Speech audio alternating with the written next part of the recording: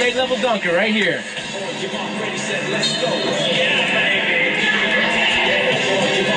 Oh! That was nice. Look away dunk.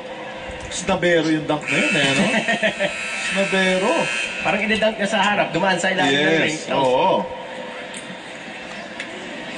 KG has even more. That's Couple of 8s and 3 9s from the judges. Once again, slow motion. Watch the big screen.